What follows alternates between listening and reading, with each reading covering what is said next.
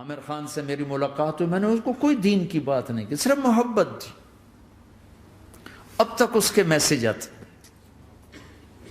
کہ میں زندگی میں کسی سے متاثر نہیں ہوا، تم پہلے آدمی ہو جس سے میں متاثر ہوں. میں نے کوئی جادو کیا، صرف محبت. لوگوں کو محبت دو، قریب ہوں گے. میں جب گیا بڑی مشکل سے اللہ نے، ملاقات کا کوئی راستہ ہی نہیں تھا، وہ مجھے نہیں جانتا تھا، میں اسے نہیں جانتا تھا، تو کوئی موقع نہیں مل رہا تھا ملاقات کا. تو اللہ نے شاہد آفریدی کو بھیج دیا. شاہد آفریدی اس کی دوستی تھی، ہمارا جو کرکٹر ہے. میں نے اس سے فون پر کہا یار میری ملاقات تو کرا. اس نے ملاقات کروائی. تو اس نے مجھے کہا آدھا گھنٹہ ہے، آدھا گھنٹہ. جب میں پہنچا میکسیمم پونا گھنٹہ. میں کہا ٹھیک. میں گیا تو وہ سہما ہوا چہرہ کہ بھئی مولانا آ گیا، پتہ نہیں کیا کہیں گے، بھئی یہ تو کیا کر رہا ہے، تو حرام کر رہا ہے، ناچ رہا ہے، گا رہا ہے، توبہ کر، ابھی تیرے لیے دوزخ کا فیصلہ ہو جائے. پتہ نہیں کیا ہو. وہ ڈرا ہوا سہما ہوا تھا. تو میرا ایک دور کالج لائف تھا. میرے اللہ نے مجھے ہدایت دی اور میں 3 دن کے لیے میں اس دوست کو، اس کی نسلوں کو دعائیں دیتا ہوں جو مجھے زبردستی پکڑ کے لے گیا. نہ میرا تبلیغ سے کوئی تعلق، نہ واسطہ، نہ میں کوئی ان سے متاثر. ایک لڑکا تھا، بنگالی تھا، گشت کرتا تھا، لیکن میں اس سے ذرا متاثر نہیں ہوا. میرا دوست متاثر ہو گیا تھا، تو میں تو ان کے قریب سے نہیں گزرتا تھا. تو وہ اور میں اسکول میں اکٹھے آ رہے تھے، کالج میں اکٹھے آ رہے تھے.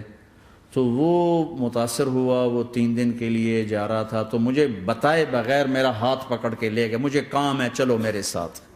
اور میں اس کو انکار نہیں کر سکتا تھا، یہ میرا اس کا تعلق تھا. اب بھی اسی طرح بھائیوں جیسا تعلق. میں اس کا احسان ماں، مجھے زبردستی لے گیا. ہمارے پنجابی کی مثال ہے، کبے نو لت لگی وہ سیدھا ہو گیا.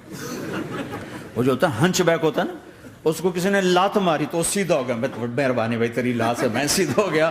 تو مجھے تو وہ کبے والی لت پہ گئی. تو اللہ نے مجھے اس طرف لگا دیا. اور جب میری کالج لائف، میں نے کالج کا بہترین سنگر تھا، اسکول کا بہترین، یہ جنید جمشید کیا ہے جو اس زمانے میں یہ سارا کو اٹھایا میں نے سارا کیا ہے. تو اب وہ بیچارہ ایسے بیٹھا ہوا. تو میں نے اس سے بیٹھتے ہی فلموں کی باتیں شروع کر دی. اور تھوڑی دیر بعد کہ میں نے محسوس کیا کہ فرام 60 to 72 جو فلم انڈسٹری کو جتنا میں جانتا تھا اتنا وہ نہیں جانتا تھا. تو اس کے اوپر میرے علم کا روب پڑ گیا. اس کی لائن کا علم تھا نا. تو حیران پریشان، یہ واز تو ہو نہیں رہا. تو کبھی دلیپ کمار کی باتیں شروع ہو گئیں، کبھی راج کپور کی شروع ہو گئیں، اور کبھی محبوب صاحب شروع ہو گئے، کبھی مدن موہن شروع ہو گئے. وہ آدھا گھنٹہ تو یوں ہی گزر گیا. تو آدھے گھنٹے کے بعد میں نے کہا جی ہمارا تو ٹائم اوور کا نہیں، اٹھیں چلے ادھر چل کے بیٹھتے. وہ کھانے کی ٹیبل پر تھے تو ہم وہاں جا کے بیٹھ گئے. پھر وہیں باتیں شروع ہو گئیں.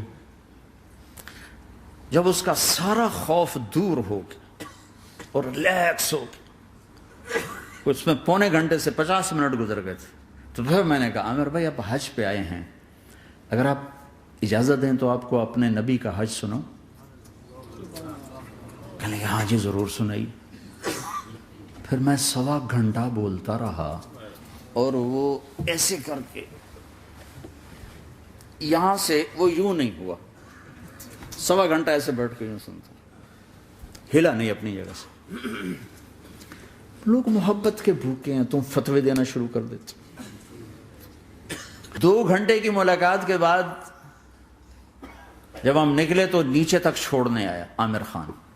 حج کے بعد میں نے کہا ایک ملاقات اور ہو جائے گا، ضرور ہوگی. پھر اس کا میسج آیا کہ میں مدینے چلا گیا ہوں، معذرت چاہتا ہوں. میں نے کہا میں مدینے آ جاؤں گا. میں مدینے پہلے ہو آیا تھا حج سے پہلے. تو اس نے کہا کہ آپ 14 تاریخ کو آ جائیں، 4 سے 6 کا ٹائم میں نے آپ کے لیے رکھا ہے. تو میں جنید اور ایک اور ساتھی ہم دوبارہ وہاں چلے گئے. 4 بجے 4:15 ہم اس کے ساتھ ہماری شوٹنگ شروع ہوئی. 4:15 سے 10:15 تک 6 گھنٹے مسلسل. اور اس کے ماتھے پہ ذرا نشان نہیں آیا کہ میں بور ہو رہا ہوں. اور اس کے بعد ہم اٹھے، اس کا جی نہیں چاہ رہا تھا کہ ہم اٹھ کے چلے جائیں. محبت. پھر ایک امتحان پڑ گیا. میں اجتماع میں تھا رائمنڈ کے پچھلے سال. اس کا میسج آ گیا میری فلم تلاش آ رہی، اس کی کامیابی کی دعا کرو. لے بھی اے چنگی بڑی. میں نے کہا اب کیا کروں؟ جواب دینا بھی ضروری، دعا بھی نہیں ہو سکتی، کیا کروں؟ تو جب وہ میسج آیا تو میرے سامنے کوئی 10-12 علماء بیٹھے تھے. میں نے کہا بھائی یہ میسج ہے، اس کا جواب. کہا جی یہ ہمارا فیلڈ نہیں تمہارا ہے، تو ہی جواب دے. میں سارا دن سوچتا رہا، مجھے کوئی جواب سمجھ میں نہیں آیا کہ جان بھی بچ جائے، جواب بھی چلا جائے. پھر اگلا دن بھی گزر گیا، مجھے کچھ سمجھ میں نہیں آیا. میں عصر کا وضو کر رہا تھا، ایک دم اللہ نے ایک مضمون دل میں ڈالا. تو میں نے فوراً بیٹھ کے اس کو میسج کیا کہ عامر بھائی، جو کریٹو ہوتا ہے نا ذہن، یہ اللہ کسی کسی کو دیتا ہے. تخلیقی ذہن یہ اللہ تعالیٰ کسی کسی کو دیتا ہے، ہر ایک کو نہیں دیتا. اور یہ اللہ کی بہت بڑی عطا ہوتی ہے.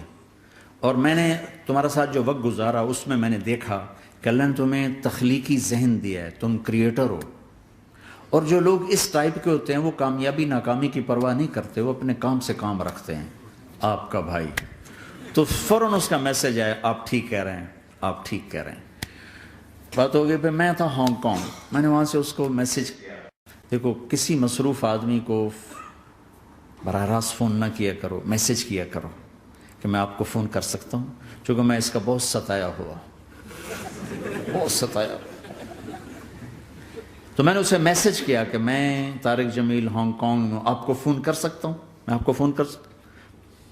میں ہمیشہ اسے، اب بھی میرا فون پہ رابطہ ہے، میں پہلے اسے میسج دیتا ہوں میں آپ کو فون کر سکتا ہوں. اگر اس کا جواب نہ ہے پھر میں نہیں کرتا ہوں.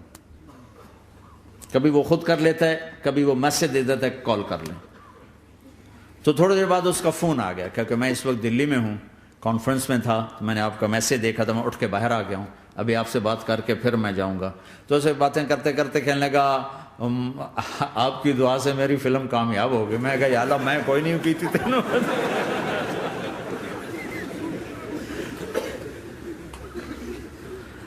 بھائیو محبتیں بانٹو، نفرتیں تو پہلے ہی بہت پھیل چکی.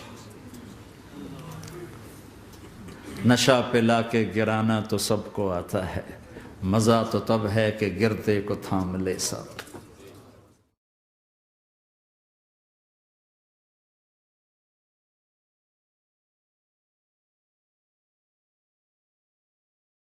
لا إله إلا الله محمد رسول الله عليه صلاة الله وآله والأحبة.